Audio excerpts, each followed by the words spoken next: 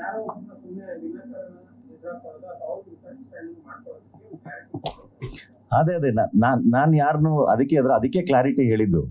ಅಂದ್ರೆ ನೀವು ಹೆಂಗೆ ರಿಯಾಕ್ಟ್ ಮಾಡಿರ್ತೀರಲ್ಲ ಹಂಗೆ ನಿಮ್ಗೇನು ಅನ್ಸಿರುತ್ತಲ್ಲ ಅದೇ ನನಗೂ ಅನ್ಸಿರುತ್ತೆ. ನಾನು ನಿಮ್ಮೊಳಗೆ ಒಬ್ಬನೇ, ಆದ್ರೆ ಅದಕ್ಕೆ ಬೇರೆ ಬೇರೆ ಅರ್ಥಗಳನ್ನ ಎಡಿಟ್ ಮಾಡಿ ಕೊಟ್ಟಿರ್ತಾರೆ ಅಷ್ಟೇ ಅಂತ. ಆಮೇಲೆ ಇನ್ನೊಂದು ತುಂಬಾ ಮೇಜರ್ ಇಂಡಸ್ಟ್ರಿ ತುಂಬಾ ಜನ ಆರ್ಟಿಸ್ಟ್ ಸ್ಟಾರ್ ಯಾರ್ಯಾರು ಅವರು ಸಿನಿಮಾ ಬಂದಾಗ ಅಷ್ಟೇ ಮಾತಾಡ್ತಾರೆ ಹೊರತು ಅವ್ರು ಕಾಂಟ್ರವರ್ಸಿ ಆದಾಗ ಅಥವಾ ಅವ್ರ ಬಗ್ಗೆ ಏನೋ ನೆಗೆಟಿವಿಟಿ ಓಡಾಡ್ತಾ ಇದ್ದಾಗ ಬಂದು ಯಾರು ಕ್ಲಾರಿಟಿನೇ ಕೊಡೋದು. ಮೀಡಿಯಾ ಮುಂದೆನೆ ಬಂದು ಕ್ಲಾರಿಟಿ ಕೊಡಬೇಕಂತ ಇಲ್ಲ. ನಿಮ್ಗಿಂತ ಸೋಷಿಯಲ್ ಮೀಡಿಯಾ ಪೇಜ್ಗಳಿದ್ದಾವೆ ಅಥವಾ ಒಂದು PR ಬಿಟ್ಟು ಕಳಿಸಿದ್ರು ಆಯ್ತು.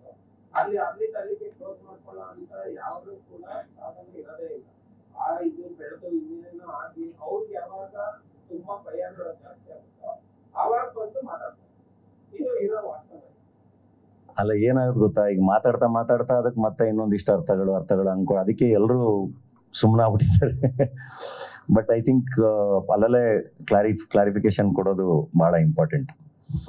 ಸರ್ ಅಂಡ್ ಎಂಡೆಡ್ ಅಂದ್ರೆ ಇದನ್ನ ಮುಗಿಸ್ಬಿಡ್ತೀನಿ. ನಾ ಹೇಳದ್ನಲ್ಲ, ಪರ್ಸನಲ್ ಆಗಿ ಶಿವಣ್ಣ ಎಷ್ಟು ಸರಿ ಬೇಜಾರು ಮಾಡ್ಕೊಂಡಿದ್ದಾರೆ, ಸುದೀಪ್ ಸರ್ ಇಂದ ಹಿಡಿದು ಎಲ್ಲಾರು ಬಹಳ ಪ್ರೀತಿಯಿಂದ ಬಹಳ ಬೇಜಾರು ಮಾಡ್ಕೊಂಡು ಹಿಂಗೆ ಆಗ್ಬಾರ್ದಾಗಿತ್ತು ಅಂತ ಎಲ್ಲರೂ, ಆಯ್ತಾ. ಸೊ ದಯವಿಟ್ಟು ಯಾರೂ ಅದನ್ನ ಬೇರೆ ತರ ತಗೊಂಡು ಹಂಗೆ ಮಾಡಬೇಡಿ.